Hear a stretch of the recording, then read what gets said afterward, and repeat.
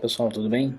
Eu sou o engenheiro agrícola e ambiental Ângelo Azevedo e estou aqui para falar com vocês um pouco sobre o uso do software RefET para a estimativa de evapotranspiração.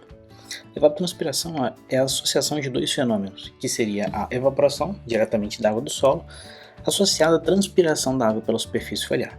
E esses são processos que acontecem com a água dentro do sistema solo-planta-atmosfera. Majoritariamente ela é regida pela radiação, mas também utiliza dados meteorológicos, outros dados, como temperatura, umidade relativa, pressão e a velocidade do vento, as quais resultam na demanda atmosférica pelo vapor de água. Embora a principal equação para a estimativa de evapotranspiração de referência, ou seja, ET0, seja proposta por Pernambuco no famoso boletim FAO número 56, outras formas também são aceitas e podem ser utilizadas para a estimativa, principalmente em ambientes onde a disponibilidade de dados meteorológicos é reduzida, como por exemplo os modelos de Hargreaves-Samani, Blaney-Criddle e Prestey-Taylor, como apresentados aqui. Aqui nós temos a tela inicial do nosso software, com os créditos à Universidade de Idaho e ao Dr. Richard Allen, seu idealizador, bem como seus contatos e a referência dos trabalhos que deram origem a esse software. Nessa segunda imagem, nós temos a tela de seleção de metodologias utilizadas para a estimativa de evapotranspiração, que vão estar disponíveis dentro do software a depender dos dados que você tem para aquela localidade. Então pessoal, aqui no Excel nós temos um conjunto de dados com dia, mês, ano, temperatura máxima e mínima, umidade relativa do ar máxima e mínima, pressão atmosférica média, radiação solar e velocidade do vento. Esses dados foram coletados de uma estação meteorológica automática instalada aqui nas proximidades.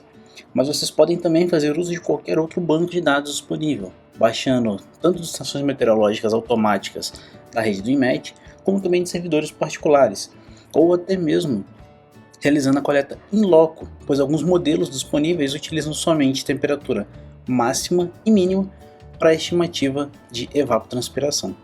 Então nosso primeiro passo aqui vai ser o quê? Vamos selecionar os dados de temperatura, velocidade do vento, até a última coluna, até a última célula, e vamos aumentar os números de casas decimais. Aqui elas estão com 2, nós vamos passar para 4 casas decimais. Bom, agora nós podemos fazer a seleção de todos esses dados numéricos, desde o primeiro dia até o último dia, do primeira à última variável. Copiamos esses valores, abrimos uma nova planilha em branco e colamos esses valores.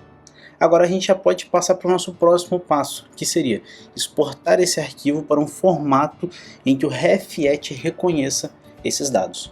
Então nós vamos clicar, primeiramente vou salvar, e agora eu vou clicar em arquivo, salvar como, e o modelo selecionado vai ser texto delimitado por tabulações, no nosso caso TXT.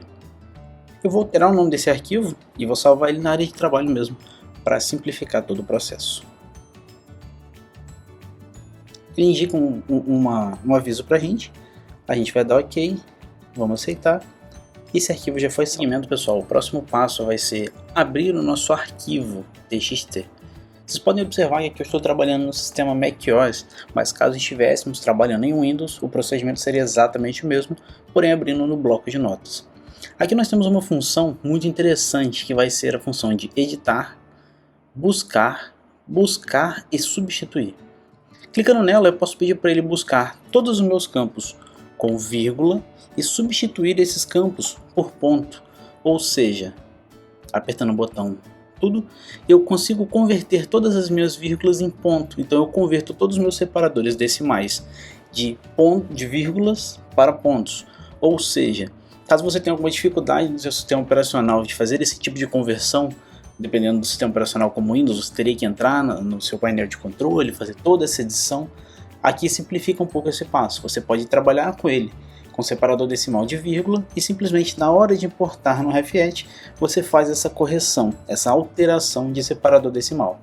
Um outro ponto interessante de ser ressaltado é que é muito comum observar no final desses arquivos alguns campos em branco. Então é sempre interessante que você venha na última linha e apague todas essas células em branco, todos esses espaços vazios embaixo do último algarismo que nós temos.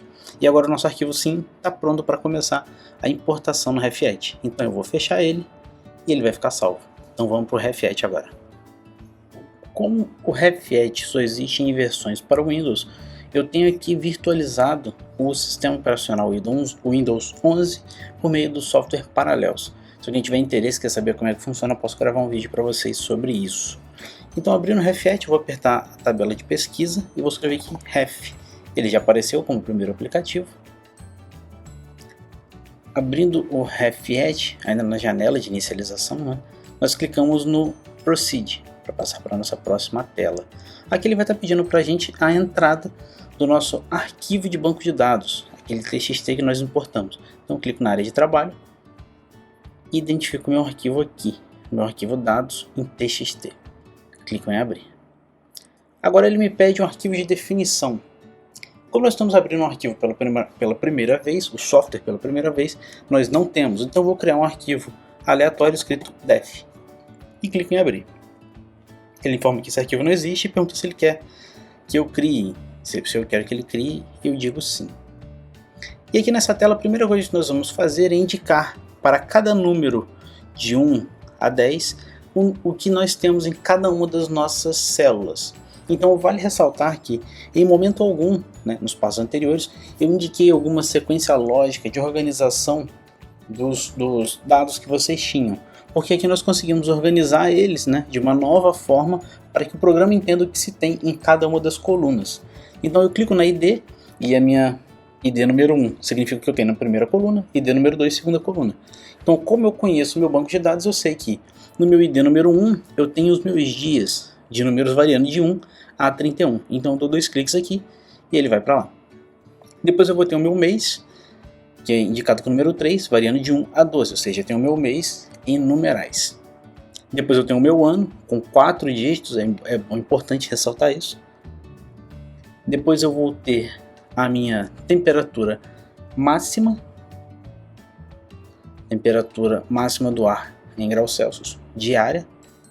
Depois eu tenho a minha temperatura do ar mínima. Agora eu tenho a minha umidade relativa máxima. Procurando aqui para baixo, nós temos a máxima umidade relativa em porcentagem diária ou horária. Depois a mínima umidade relativa.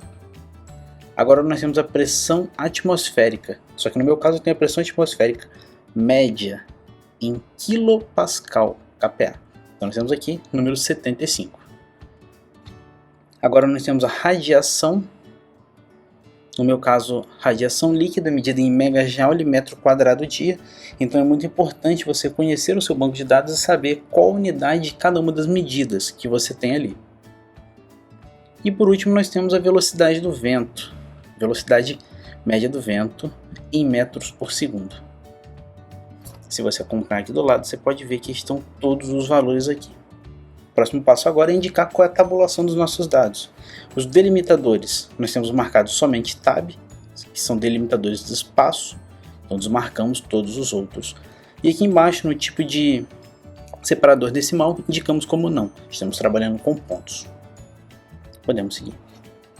Na nossa próxima tela, o software vai perguntar para a gente qual é a altura do nosso anemômetro. Então é importante ressaltar aqui, ele só me pergunta porque eu indiquei que no passo anterior eu tinha dados de vento. Mas aqui ele me perguntaria somente aos sensores aos dados que eu informei previamente. Como eu sei que a minha estação é homologada, ela está com os sensores a 2 metros de altura. A mesma coisa para os sensores de temperatura e umidade relativa.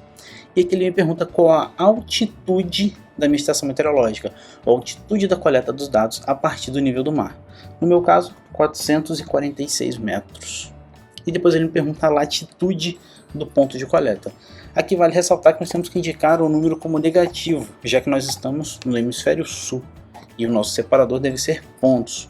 Então, menos 22,72 para a minha localidade. Os demais dados nós podemos deixar como eles estão. E vamos passar agora para a nossa última tela. Aqui nessa tela nós podemos indicar ao software quais são as metodologias que nós queremos que ele faça o cálculo para estimar a evapotranspiração. No meu caso, eu vou marcar somente o modelo padrão da FAO, 56 e vou marcar também Hargreaves e Samani. Se você tiver um grupo de dados um pouco menor ou mais restrito, pode ser que nesse passo ele indique para você um número reduzido de metodologias compatíveis, devido à quantidade de dados ou compatibilidade com os dados que você tem. Mas vai caber a você, a sua aplicação e aos dados que você tem, escolher o melhor modelo ou mais aplicado à sua situação. Podemos continuar. Ele pergunta se eu quero que ele salve o nosso arquivo de definição, que é aquele arquivo def que eu criei inicialmente. Eu vou indicar que sim. Ele vai me perguntar onde, eu vou salvar tudo na área de trabalho para simplificar. Salvei. Ele pergunta se eu quero que salve no dado de output, eu quero salvar. Também na área de trabalho. E ele vai rodar aqui para a gente.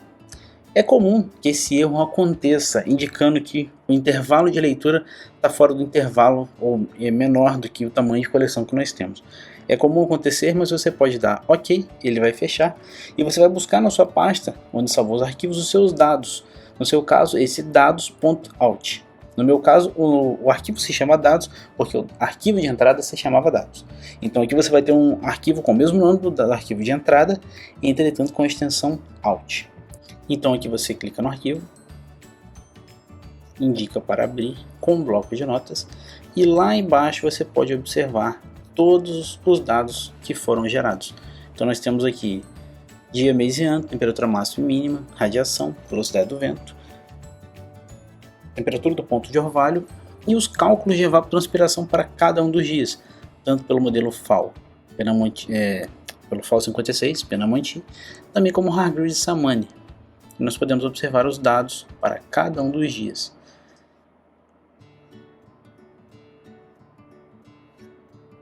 Como nós já salvamos o arquivo de definição, caso nós tenhamos interesse em rodar um novo grupo de dados no RefEdit com a mesma configuração, nós temos uma segunda rodada, nós temos uma segunda execução simplificada.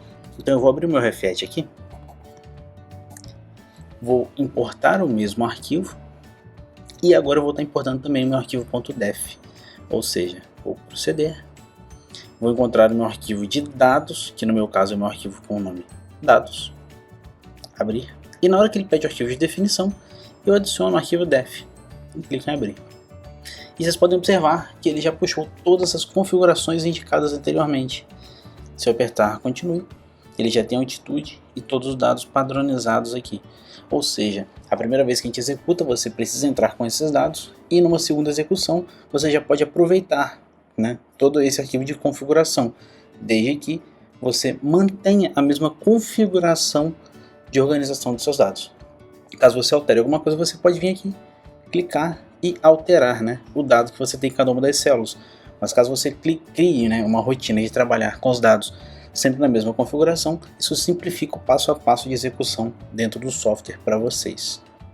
Bom pessoal, muito obrigado pela atenção de vocês e me digam aí, se já haviam trabalhado com RefEdit antes, sabiam que era simples assim a estimativa de evapotranspiração por meio desse software?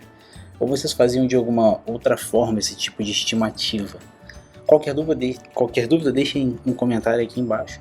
Muito obrigado pela atenção e nos sigam para mais conteúdos como esse, com uso de ferramentas de engenharia nas ciências agrárias. E caso vocês tenham interesse ou queiram que desenvolvamos algum vídeo aplicado a algum software em específico, nos avisem por meio do e-mail que está cadastrado na página ou por um comentário aqui embaixo. Valeu pessoal, até mais.